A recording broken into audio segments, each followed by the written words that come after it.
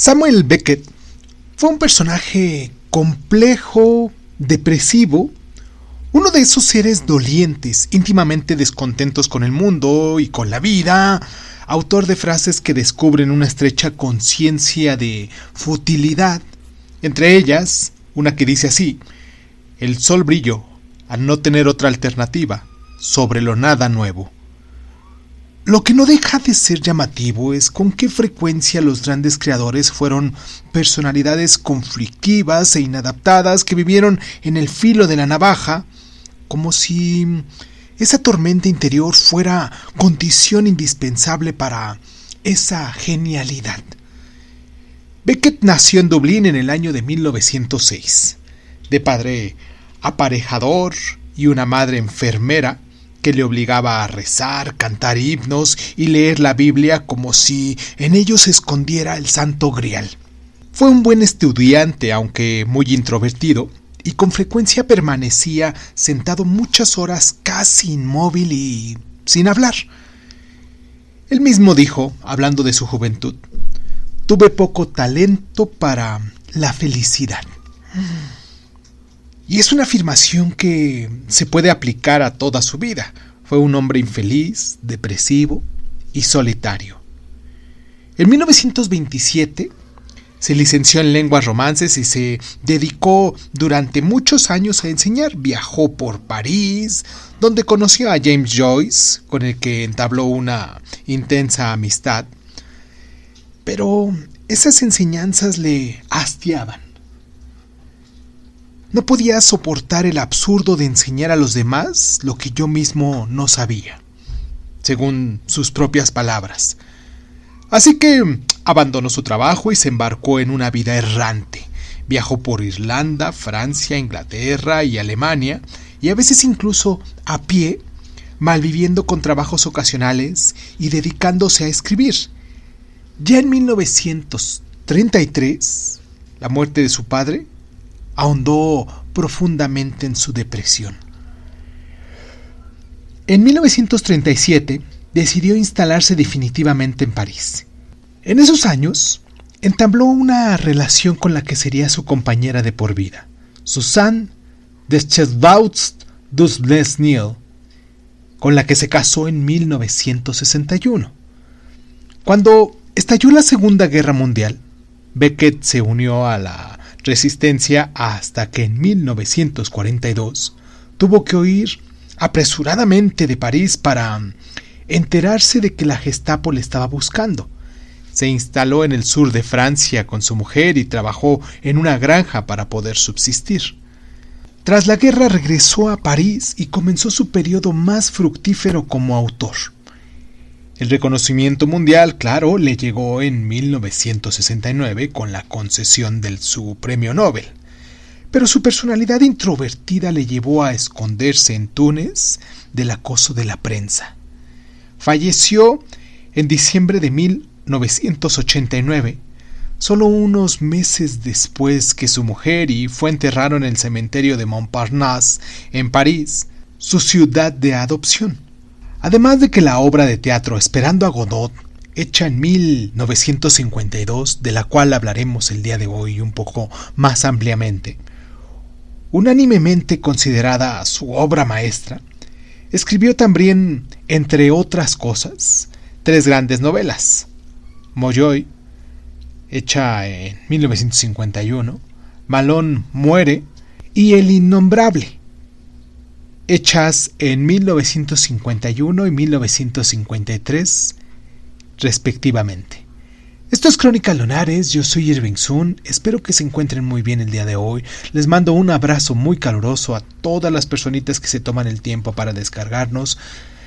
Y pues como ya escucharon, vamos a hablar hoy de Esperando a Godot, de Samuel Beckett. Comenzamos. Cierra los ojos. Si escuchas que alguien se acerca, no temas. Todo estará bien.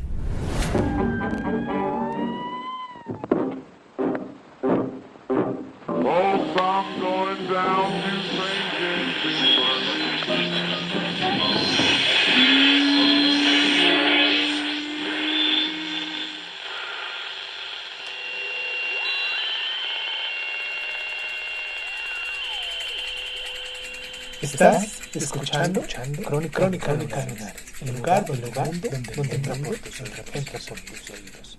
Bienvenido. Esperando a Godot es la obra más representativa del teatro del absurdo. Fue escrita en francés a finales de la década de 1940, justo después de la Segunda Guerra Mundial, y publicada en 1952. La versión inglesa se publicó traducida por el propio autor 3 años después, habría que aclarar.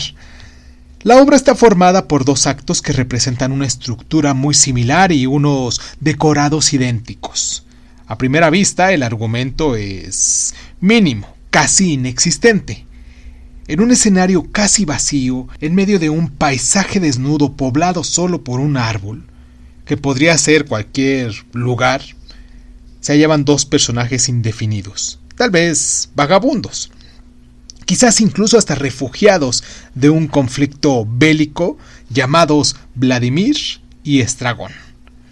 Ambos esperaban a un misterioso personaje con el que parece que se han citado, en este caso llamado Godot.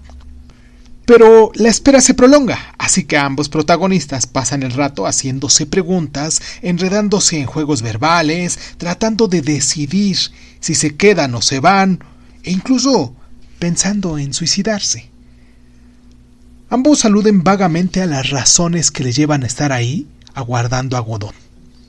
Pero lo hacen de forma que el espectador en ningún momento llega a enterarse ni quién es ese tan famoso Godot, ni del por qué es tan importante. De repente, aparecen en escena 2 nuevos personajes. Pozo, un hombre que afirma ser dueño de la tierra donde se encuentran, y su criado Lucky, al que lleva atado con una cuerda para que quede todo bien claro. Pozo se sienta y se pone a comer, ordena a Lucky que baile y suelta un discurso sin sentido en el que acaba afirmando que el hombre y su cerebro, a pesar del progreso, están encogiéndose. Y cuando termina, arroja los restos de su almuerzo a los vagabundos y se marcha. Poco después de llegar, un chiquillo que trae un mensaje de Godot, que dice así: aparentemente no vendrá hoy, pero vendrá mañana por la tarde. Y después añade que Godot le pega a su hermano. En nuestro segundo acto es muy similar. Pero esta vez Pozo es ciego y Lucky mudo. Por otra parte, la desesperación, el hastío y la violencia se acentúan de una forma tan sutil. Al final de nuestra obra, llega nuevamente el muchacho del día anterior y anuncia que Godot tampoco va a acudir ese día. Sin embargo, el muchacho insiste en que él no es el mismo joven que el día anterior les había llevado el mensaje de Godot. Y la obra termina sin que el espectador sepa quién es Godot. Vladimir dice: ¿qué? ¿Nos vamos? Estragón responde: sí, vámonos. Pero ninguno se mueve. Vamos a hacer nuestra primera pausa aquí en el programa con esta novela, esta escena de teatro, esta obra montada en teatro. Es tan surrealista, tan... ¿cómo decirlo? Tan inmersa de estos diálogos, estos personajes, esto absurdo que sucede. Y pues, para que no parezca absurdo, me gustaría mucho que nos dejaran ustedes sus comentarios, que nos mandaran sus correos electrónicos a cronicalonares.sun@hotmail.com. Y también nos pueden descargar o les pueden avisar a las personas que pues nos están descargando en diferentes plataformas, como lo es en Anchor, en eBooks, en Breaker Audio, en Google Podcast, en Apple Podcast, en Overcast, en Radio Republic, en Spotify, en TuneIn, en todos los lugares donde ustedes escuchen sus podcasts, sus audios. Quizás ahí nos puedan encontrar, incluso también en YouTube. Me gustaría mucho que se suscribieran con nosotros en YouTube, porque diario estamos subiendo esto y pues hemos tenido poca afluencia en esa plataforma, que no me importa tampoco, pero en determinado momento pues ahí se marca a lo mejor la estructura a nivel mundial de lo que nos están escuchando. Y pues que nos sigan allá en YouTube, que nos den like, que nos compartan. Y pues si quieren también nos pueden escuchar todos y cada uno de estos capítulos que subimos diario aquí en Spotify, porque por razones de derechos de autor en ocasiones la música no nos la permite. No, vayan ustedes a saber qué es lo que sucede. En ocasiones me sale así como que no está permitido este podcast, y a lo mejor son algunas palabras o vete a saber qué haya sido, pero no me doy la tarea a revisar, simplemente se elimina y se queda estrictamente grabado acá en Spotify o en las otras plataformas, y en YouTube pues sale de ahí. Pero bueno, les mando un abrazo muy caluroso. Vamos a hacer nuestras claves de lectura en el próximo bloque, y pues mientras vamos a nuestra pausa.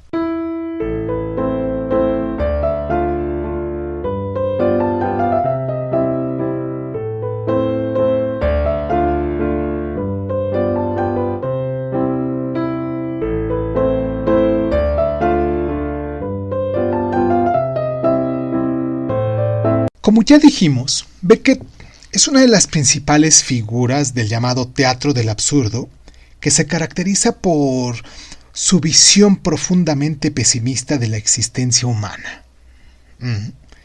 Surgió en París en los años de la década de los 40, bueno, a finales de la década de los 40 y principios de los 50.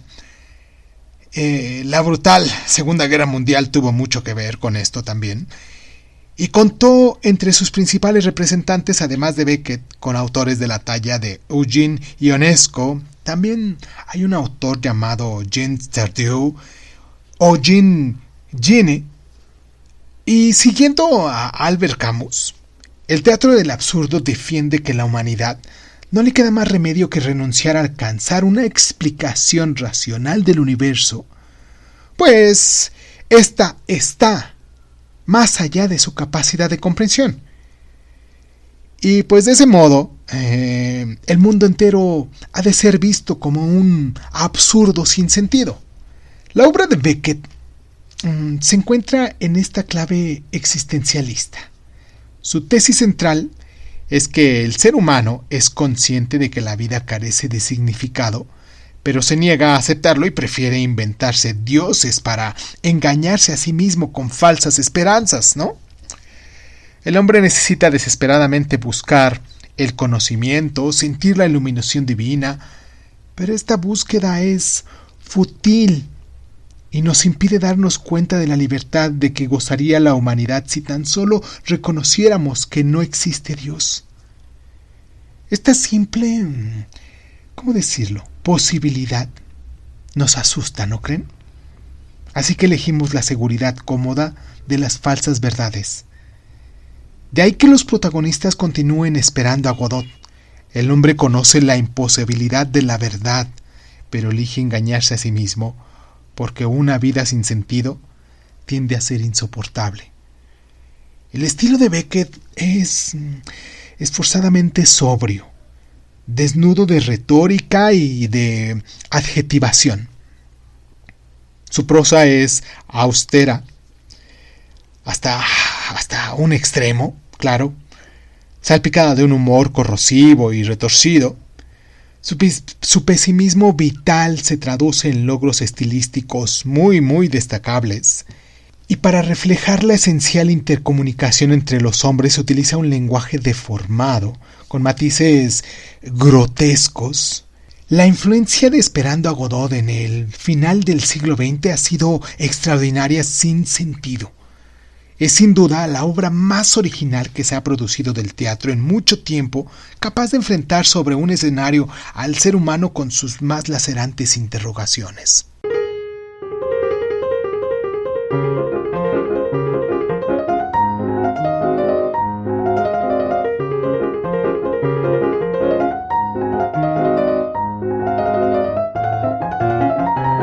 La primera puesta en escena de Esperando a Godot fue tan extraña y sorprendente como la misma obra, ya que en 1957 la compañía Actors Workshop de San Francisco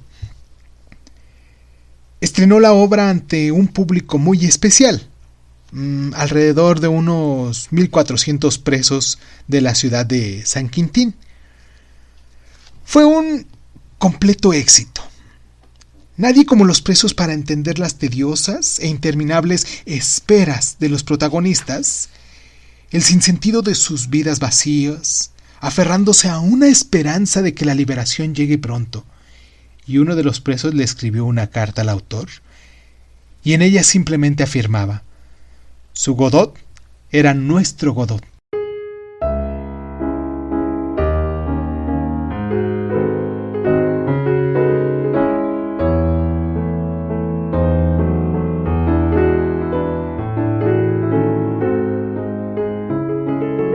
En enero de 1938, cuando vivía en París, Beckett fue repentinamente apuñalado en su pecho cuando caminaba por la calle, y se salvó por muy poco de la muerte, claro, pero se vio obligado a guardar reposo largo tiempo en un hospital.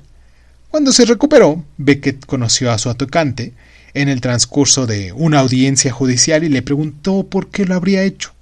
El hombre se llamaba Prudent, y respondió: Je ne sais pas, monsieur. Je ne m'excuse.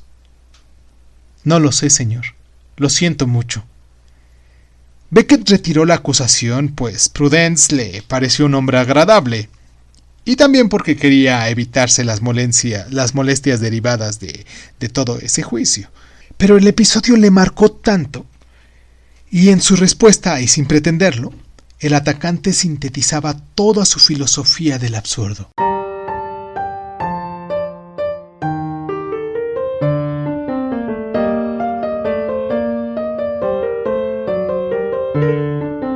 Solo 2 años antes de que Beckett escribiera su Esperando a Godot, un autor francés de origen rumano, desconocido hasta ese momento, escribió una obra de teatro revolucionaria que produjo un gran escándalo y le catapultó a la fama: La cantante calva. El autor, Eugene Ionesco, se convirtió con esta obra en uno de los padres del teatro del absurdo. Por cierto, La cantante calva, una feroz crítica de la incomunicación de la vida cotidiana, lleva presentándose de forma ininterrumpida en el teatro de la Huchens de París desde 1957. Algunos pensamos que un comediógrafo español de la época llamado Miguel Mijura merecería un trato mejor de la posteridad, aunque solo fuera por una excelente comedia muy próxima al teatro absurdo: Tres sombreros de copa. Esta obra de un humorismo irracional, trufada de diálogos delirantes y juegos de palabras, no puede asociarse plenamente al teatro del absurdo, puesto que carece de una angustia existencial y metafísica de este tipo de teatro, así como de su nihilismo, pero desde luego pertenece a su misma familia. Fue escrita en 1932, pero no pudo estrenarse hasta 20 años después en París y fue elogiada por el propio Ionesco. Espero que se encuentren muy bien el día de hoy, siendo hoy lunes 10 de octubre del año del Señor 2022. Espero que les haya gustado este podcast. Espero que al menos sepamos un poquito más de lo que ya sabíamos el día de ayer. A cualquier hora que nos estén escuchando, en cualquier momento, en cualquier día que nos estén escuchando, espero que hayamos aumentado un poquito más sobre nuestros conocimientos diarios. Y pues nada, yo soy Irving Sun, les mando un abrazo muy muy caluroso.